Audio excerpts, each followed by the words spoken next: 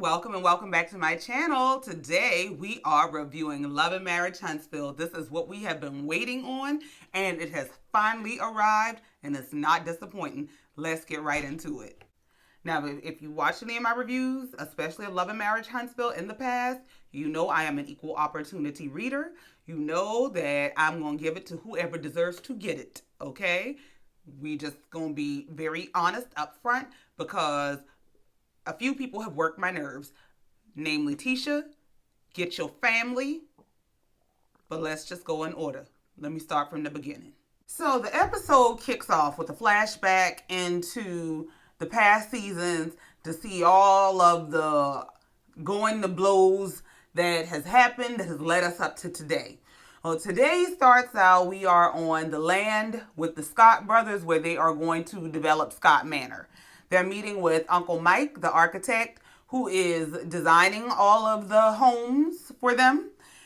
Marcel is letting it be known that, one, they have been delayed with the development because of all the elements, the rain and everything else that has stopped them from progressing.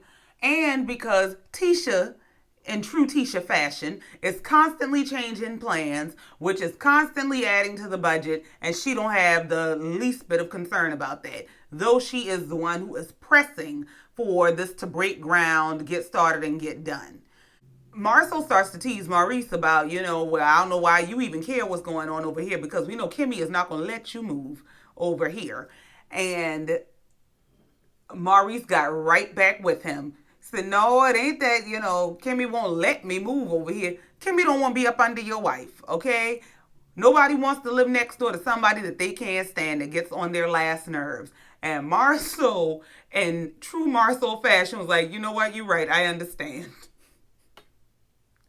Then Maurice brings up that Martell was on the Steve Harvey show. He did the strawberry letter where he talked about his situation, and he ended up offering an apology to Mel. And in the moment, the apology did seem genuine. It seemed like he meant it.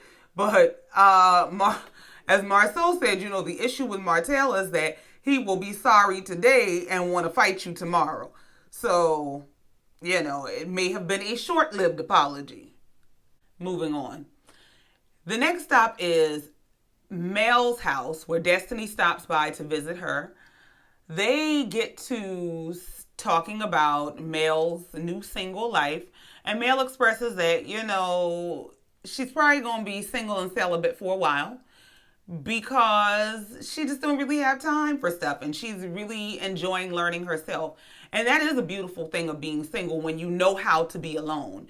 When you know how to be alone and you know how to occupy your time and space with yourself and enjoy your own company in whatever capacities you choose to enjoy your own company, it's a beautiful thing. Destiny also hit something on the head when she said, after what you've been through, you probably just have a low tolerance. And that's the truth. Once you have been through a certain level of stress, trauma, and drama, you have a very low tolerance for foolishness. If you are not coming with something that is real, that is serious, genuine, and if you don't know what you want, I don't have time. I don't have time to help you find yourself because I'm finding myself. I don't have time to help you figure out what you want because I'm figuring out what I want. I don't have time. Okay? And let me say this. Somebody got to do something about these wigs. I'm so tired of these wigs on this show. Mel is an absolutely beautiful woman. All of the women on this show are undeniably beautiful women. Who the hell is putting these hair hats on their heads? I cannot take it. They are just synthetic as hell and sitting up off their heads. And this is season 3. Season 1 was understandable. Y'all are new to TV. Season 2 is understandable. Y'all are revamping your images and finding your way. That's what happens when people get on TV. Season 3? Not these same bad wigs that we've been telling you about. Because ain't nobody said it. The wigs and the fashions are too much for me. That whole look in the confessional with the cream dress, with the turquoise beads, and that Baptist Easter pageant bow on her shoulder, and the hard hairline wig, Mel is too beautiful for that. We are too far into the new millennium for that foolishness. Okay? Now, that's all said in love, okay?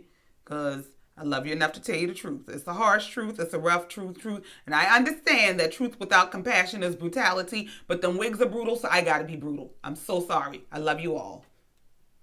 Like I was saying. Martell and Destiny are sitting up talking about the single life, and Destiny segues into the fact that she went to go have brunch with Kimmi, which is progress because we know her and Kimmi been battling over Kimmi talking about her man just makes some good chicken. Destiny was real offended by that. Why? When your man makes chicken is beyond me. But anyway, Destiny brings up the fact that at brunch, Kimmi mentioned to her what everybody is talking about, the very obvious absence of Destiny's husband, LeBerick. And she says to her, they show the clip of Kimmi saying to her, listen, people have been asking, nobody's really knowing what's going on. And so we're just trying to figure out if you and LeBerick are good. Y'all are good, I hope. What's going on? And she gives her this very vague, indirect answer of, we're as best as we can be. No, y'all ain't. You lying. No, y'all ain't. So then they cut back to Mel and Destiny sitting up talking, and Mel is like, well, I hate when people do that, when they go asking other people about what's going on in your life when you could just ask me, Well, here's the thing. She did ask you, Destiny, while you sitting up there agreeing with Mel about, because they think they're going to know my tea, but don't nobody know my tea. She didn't go asking. She sat at a table breaking bread with you and asked you directly about what's going on with you. And you chose to be indirect about something that everybody could see. We knew y'all didn't need to be married from the giddy up. You didn't want to take the man's last name. The man didn't want you to move into his house. Y'all couldn't get along at dinner. Ray Charles sleeping in his grave could see y'all don't need to be married. So nobody is shocked. Nobody is like, your husband was obviously absent the entire last season. Nobody is shocked by the idea that y'all are divorced. What we were shocked by is that the night before the season kicked off, this man got on social media and put out a very public statement that he filed for divorce from his ex-wife and he would like to live his private life in peace. Now that we were surprised by. Like, well, damn, LeBerick, you wasn't that direct. You weren't going to let it just come out on the show. That was just, hey, before y'all get started, I ain't married to that lady no more and I ain't on that show. So please don't come beating my social media door down about what's going on that show or what's going on with her, because ain't none of it my business no more. That's what that message was meant for. And that's what we were surprised by. Not that y'all ain't together. So there's no need to lie, because at this point, you're coming across like you're trying to hide something. And it's understandable when you need privacy when you're going through something, but stop trying to make other people the bad guy for seeing the obvious. We ain't crazy and we ain't blind, okay? So after they have this whole conversation about Kimmi, Destiny takes this opportunity to announce to Mel that she's officially divorced and has been so for a month. Well, Mel feigns shock, and I'm sorry, I believe it's feigned. I don't think she was shocked, just like nobody else is shocked. I honestly also think there was a twinge of, I hate to say it, I don't want to say she took joy or pleasure, but there was something that was less than sad. There was something that was a little bit of a light in her eyes, and it was just like, And then she takes this moment and she makes it about herself. About, well, why didn't you tell me? Why didn't you allow me to be a friend for you? That's not right. You shouldn't have kept that to yourself and this, that, and the third. And so Destiny kind of tries to deflect by saying, well, you had your own things going on and I was concerned about being there for you. And, I know you don't like it, but I needed to go through this by myself. I think that's all code for I don't even trust you like that. And the same way I wasn't going to tell her what's going on, I wasn't going to tell you, because I wasn't going to have anybody talking my business. I think there is an element of distrust to this relationship because I don't think it's necessarily an organic friendship. I think they came to be friends as a byproduct of Destiny being friends with Martell.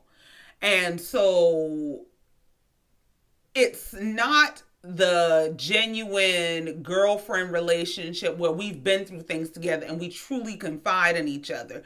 I think they kind of became friends because she was Martell's friend. She was trying to keep Martell accountable and be transparent, and thereby developed a relationship with Mel. But I think it's very telling that she did not tell or involve Mel personally.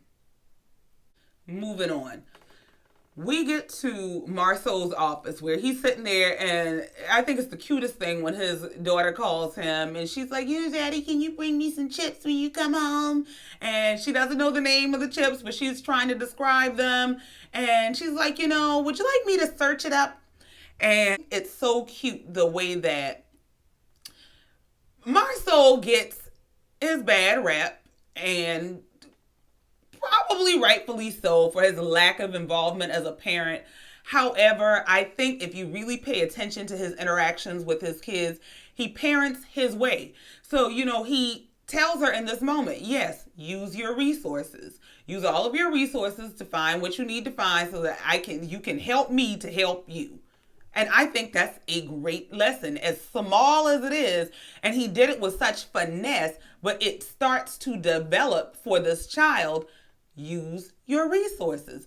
Learn to, help me help you. Use your resources to get what you need done, okay? So Kimmi walks in, and she comes in with some meals that she's prepped for Marcel, because Kimmi, among about 6 businesses she has, is a caterer. Well, Marcel has secured Kimmi's services because, as he put it, Tisha she no longer has time to cook for him and things of that nature because she's being a modern woman. She's decided she wants to go to school and she don't want to be barefoot and pregnant in the kitchen. And so now he got to get somebody else to cook his meals. Whatever, Marcel.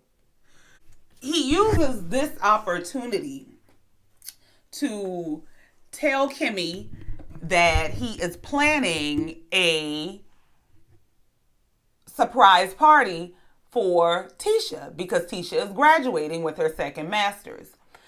And he asks Kimmi if she will help him plan it. And Kimmi's head might as well have spun around. Kimmi was offended and gave him an unequivocal no. Okay? Kimmi went off. And I understand why. They cut away to Tisha out shopping with her cousin in preparation for her graduation. And they're talking about the fact that there's this surprise party that Marcel don't think she knows, but she knows about it. And the one moment that stood out to me in this interaction was when Tisha's cousin asked her if her in-laws were going to be there. Tisha's response was, I don't know. I guess if Marcel invites them. For someone who has run Kimmi down about her commitment to her as an in-law and how they should be like sisters and they should have each other's back, that I don't know came off very much like I don't care. Which is very telling of Tisha, okay? You don't really care whether those people are involved as long as you are being celebrated. That's what matters. So it lends to Kimmi's position that you want more than you give. But we're going to get into that. Because Tisha done worked my nerves. So they cut back to Kimmi and Marcel, and Kimmi telling Marcel, hell no.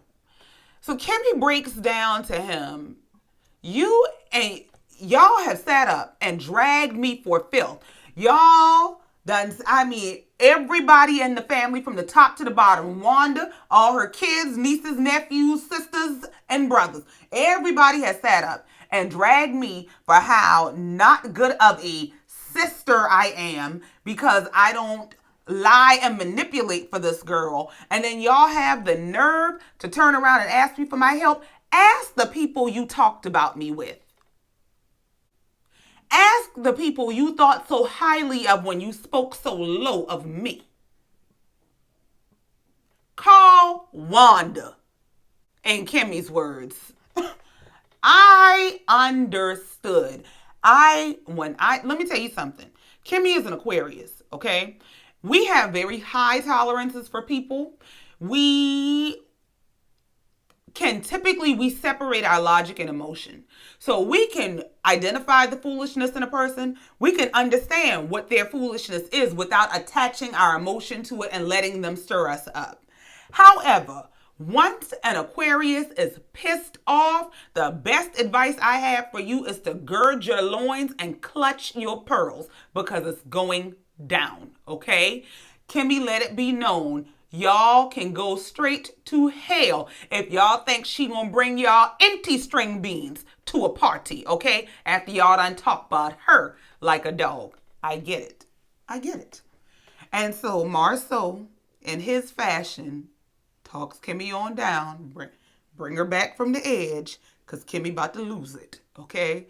One thing about Marcel is a awesome mediator and negotiator. I don't care what anybody says.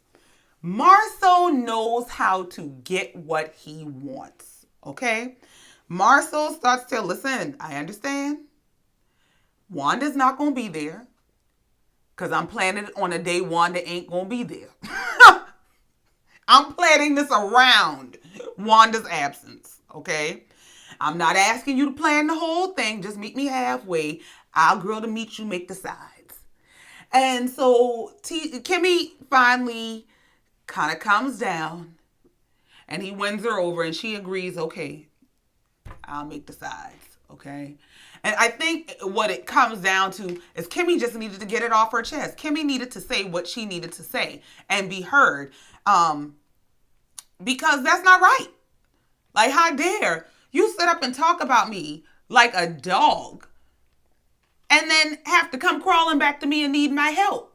Oh, you gonna catch these words. Your feelings gonna be a little bit hurt before you get anything out of me, period. Because nobody cared when y'all were hurting mine.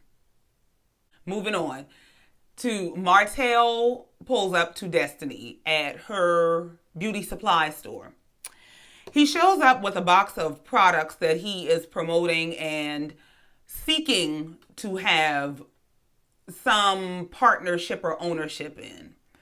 Well, they start out making small talk about how the kids are doing and whatnot. And she says, you know, her baby's doing fine. And he says his kids are great. Today was he and Mel's youngest child's first day of school.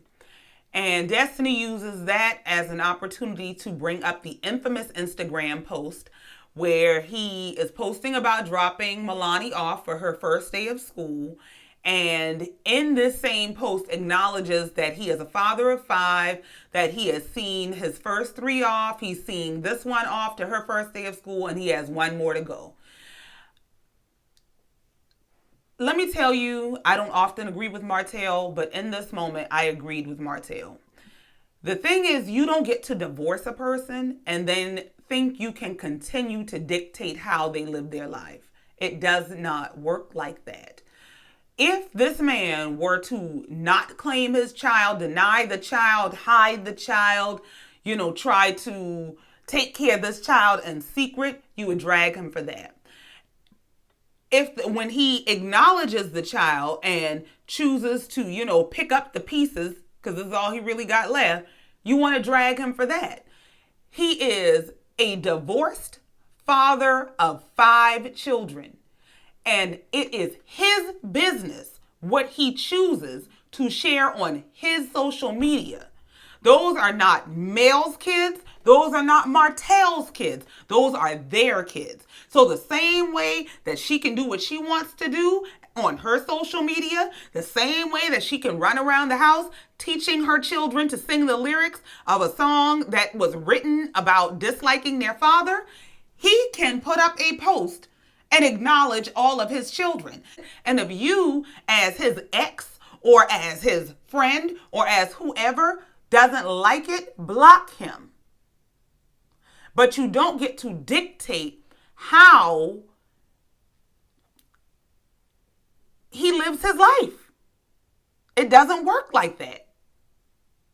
So they decide to just change the subject because she's standing on her point and he's standing on his. So she asks, what's this product he brought in? And he tells her what the product is, some sort of, hair oil, that's of a brand that he is seeking to have partnership and ownership in. Destiny's like, well, what do you mean looking to have ownership? And he explains that he hadn't signed the contract to have 20% ownership yet because he wanted to be divorced first. Well, at this point, he has been divorced for some time and still hadn't done that paperwork. And he keeps saying, well, he just wanted to get himself together, yada, yada, yada. I think part of it might be he needs to get his business affairs in order before he partners with someone else on their brand, just in case he has anything or anyone that can come after him. Now, that's just a complete speculation, but I think that's what he's not saying. Now, I agree with both of their points that, the point she's making is you need to get your paperwork right. And the point that he makes is, regardless of whether I have ownership in this business or not, I'm about supporting and promoting Black business. So even if I never have ownership in this business, I'm going to support and promote a Black business. And I'm here in your Black business promoting another Black business. And that's all that should matter. And so Destiny goes into the confessional and is making the comments that, apparently Mel was the brains and Martell was just the brawn. Like, girl, stop, okay? First of all, you're being passive aggressive and projecting because you got your own issues with your own marriage that you refuse to address or even have a conversation about. So you've decided that you're going to attack Martell and everything that he does, or maybe even everybody around you. But, please stop, because he didn't become dumb until they got divorced and now you're divorced. The truth of the matter is, the man started the business that they have. Now, I am not discounting Melody's contribution at all because I do believe she's a very smart woman. And I do believe she had great contribution to building their business and their brand. But let's not just tear this man down because we can. Destiny, please stop. Destiny always kind of got on my nerves with her sideways ways. Go sit down somewhere and really worry about your life. Because your life's a mess that you're trying to put makeup on. Go sit down. So, since turnabout is fair play, Martell asked her, well, how are you in LeBaric? And she, it's all in God's hands now. Here you go with the indirect foolishness. So, Martell's response is, well, yes, everything is in God's hands, but it's up to us to do the work. No, there's no buts. No buts. No buts. That's your problem right there. Now, I don't agree with Martell when he got into your mouth is the problem, yada, yada, yada. We know Martell is a Neanderthal when he gets mad. We know that. But the problem is, because you can't stand in the truth of your own life, you become defensive and deflective at everything. Everything triggers you. And some of the heat is unnecessary. When the man asks you, what's going on, and he tells you the truth is, faith without works is dead. So we can know that, everything is in God's hands, but what are your works to follow up your faith? Faith without works is dead. Okay, so now Martell may have done a lot of wrong, but the man is right sometimes. I agree with him on that. And so, because she got defensive, she goes straight into attacking him and throwing his infidelity in his face and saying, well, yeah, it's a lot of work to be married, but it's also a lot of work to maintain two relationships. What did that have to do with anything? Now, you done triggered the man, and here come the Neanderthal, and he gets to telling you this what's wrong with you, this why you divorced now, this why your husband leaving you, because of your mouth. You and Mel got the same kind of mouth, and don't nobody want that kind of mouth, and women need to learn to let men be men, and you going we knew that rant was coming. I'm not even following Martell down that damn rabbit hole, okay? We know he turns into a no shirt, no shoe Neanderthal when he gets mad at a woman. We know that. And so I'm not following him down that hole. We moving on. Next up is Mel at her new office. That is their old office. They took the Holt and Holt and converted it to Melody S. Holt Incorporated. And she's they're having a virtual meeting with her team about doing an HBCU tour and promoting her single that charted at number 4. And Chris shows up. So Chris shows up to ask her about participating in some development on the 47 acres. And Mel's first concern was, does Martell know you're inviting me to this? And he says no, but I just wanted to get your feedback first. And Mel's biggest concern was, I know how connected Martell is to this. I know how passionate he is about this. And we have to raise 4 kids together. I don't want to do anything that's going to trigger any more stress or drama between he and I. So you figure out how he's going to be able to take this, and then we can move forward. And truly, I respect that. The reason being is all money ain't good money. And it doesn't mean that this is not a good project. It doesn't mean that this is not good land. It doesn't mean any of that. What it means is, if this is going to be something that is going to compromise the quality of life emotionally and mentally for myself or for my children, then I don't want to do it. So let's get all of those ducks in a row, and then we can talk. And I think that makes perfect sense. I absolutely respect Mel for that. Nothing more, nothing less. Moving on. So we get to the final stop, which is this cookout that Marcel is having for Tisha. And that's what it is, a cookout. This ain't no party. This ain't even a nice cookout. This is we got some tables, some chairs, and a grill. We're going to throw some meat on the grill. We're going to eat, and we're going to call it a day. Okay? It starts out with Kimmi being confronted by Tisha's brother, T-Man, and her cousin, Kiki. Okay? First of all, that big grown man had absolutely no business going to Kimmi about what's the status and condition of your relationship with my sister. And my sister is sensitive, and my mama is sensitive. Well, apparently sensitive runs in the family. You need to go sit your sensitive self down somewhere and mind your business. Because what goes on between those 2 women has nothing to do with you. Since Tisha is making this about her being her in-laws and this being her sister, that's between them. Let them handle that. And the fact that these people are in this lady's face about this foolishness lets me know exactly what Marcel was talking about when he said they from the other side of the tracks, but we're going to get into that. So Kiki goes on to confront Kimmi about Kimmi not lying for Tisha on the reunion 2 years ago. That is so fully loaded, it's not even funny. First of all, this ain't even 2 years ago in TV time. This is 2 years ago in real time for everybody. It was 2 years ago for us, okay? And you are confronting this woman about, how dare you tell the truth when my cousin was trying to lie. Are you out of your natural mind? Are you out of your natural mind? And I hope, Kiki, that you understand how you have compromised your own integrity on national TV. Because what you have laid out for us is that you and your family are comfortable with immorality and dishonesty. This is how y'all get down.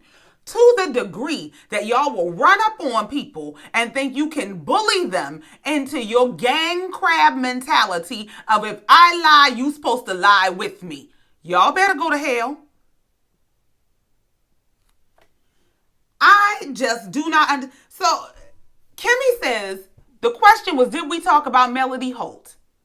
Tisha said no, I said yes. Do you think we talked about Melody Holt? Well, yeah. I mean, yeah.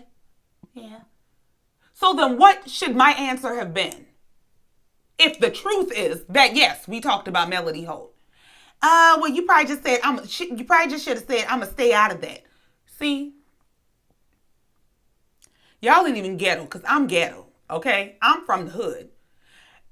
There's a different, this has nothing to do with where you're from. This has to do with how you're brought up. This has nothing to do with affluence as much as it has to do with influence. Who raised y'all? And on what principles were y'all raised? Because they were not morality based. Y'all are delusional and dishonest people, and we see where Tisha gets it from. Y'all are enablers of this foolishness. I totally get what Marcel was saying when he said these people are from the other side of the tracks, okay? This ain't got nothing to do with being from the projects. And that's why he let it be known, listen, y'all might have been from the project, but we struggled too. We were homeless at times. So it has nothing to do with being from a certain type of area or family or money. This has to do with what is your moral compass set on. Something is wrong with y'all. Ratchet ain't the word, okay? And I don't care how well y'all dress. I don't care how much y'all get your hair dyed, fried, and laid to the side. I don't care how many degrees you go get, because you ain't smart, you educated. Oh, God, I can't stand educated fools, okay? I'm so sorry to drag this girl's family like this, but they pissed me off. How dare y'all run up on this grown woman about why you wouldn't lie for my cousin? If y'all don't catch the first bus to hell. So to Kimmi's point, if the truth is we talked about this woman and I told the truth, why the hell are y'all confronting me? Why aren't y'all confronting Tisha and having these in-depth interventions about why she lies? Because lying is your family way. Oh, that's why. Honesty is against your honor code in your family. Oh, okay. All right, I see. I'm supposed to demean and dishonor myself in order to be in y'all's gang of a family. Understood. We got it. Kimmi is better than me, because that is the point at which curse words would have started flying. They would have been getting out my face, okay? Because y'all done lost y'all minds running up on me about telling the truth. Okay? The curse words would have been flying.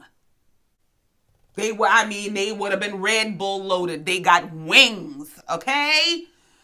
Whew, child. Give me a second, because they don't work my nerves. So everyone gathers around. Tisha gives her little corny speech. Marcel presents her with a presidential Rolex as a gift for her graduation. And then, since they done found out Kimmi 2 steps from swinging on them, they decide to take their confrontation over to Marcel. What I believe this boils down to is these people are finally in front of a camera and they want to use this opportunity to check Marcel in front of the world. Well, sometimes let this be a lesson to you that sometimes you need to sit down and be quiet because y'all have thoroughly embarrassed yourselves. Your bloodline should be shame. I mean, from the top to the bottom. Shame. Y'all need to be looking through y'all family for who the generational curse breaker is because y'all need it. It is a shame what this family is. I totally understand what Marcel was saying when he said these people from the other side of the tracks. I don't know what the hell he done married into. So they come over to him about the other side of the tracks comment. And he explains the whole, listen, I grew up poor. Ain't nobody talking about y'all because y'all from the projects. We talking about y'all because y'all have no morals. Y'all have no class. Y'all are low brow. Okay? That's what we're talking about. So after Marcel backs them up off of him, we get to the battle royale. Kimmi versus Tisha. Kimmi pulls Tisha to the side to tell her, hey, come here, let me holler at you, because your family just ran up on me. And this ain't gonna go down like this too many more times. Okay? So they get to talking about, how Tisha just feels like Kimmi didn't have her back and we're supposed to be sisters, and this whole childish BS again. Tisha is a child in an adult's body, and I cannot deal with it, okay? She is a child in an adult's body pretending to live an adult life. And that is why she is so lost and desperate for respect and desperate for people to come up under her wings to make her feel like a grown-up. You need to grow up. So they go back and forth about Tisha's expectations of Kimmi. And Tisha has the nerve to make a comment and say something to Kimmi along the lines of, well, me and you are different because I value family. Kimmi stood there with her mouth hanging open the entire time because I think Kimmi was in utter shock that this girl is serious. This girl is serious. She is serious, she is selfish, and she is delusional. Okay? Kimmi says to her, I think there's a small part of you that expects a small part of me to be different for you. This fool said you're right. Are you crazy? So I should demean, diminish, and dishonor myself for the sake of you so that you can lie and manipulate and do all kinds of underhanded things because you ain't woman enough to stand on what you do or what you say. I should throw all of my morality away. I should just break all my boundaries down and let you run amok in my life because you have no boundaries, you have no upbringing, you have no moral compass, you have no respect or self-respect. That's what I'm supposed to do. You are out of your natural mind. What it boils down to is Tisha wants Kimmi to be her minion. You don't want family, you want flunkies. And what has happened is because Tisha is the one in her family who has made good. She went to college and then found this husband who put her in a house and, they have these kids and she got to be Susie Homemaker and now she's the one on TV. The family enables her. And they are of this gang crab mentality that if you're going to be in this gang of a family, you have to enable her too. You got to be down to do the dirt.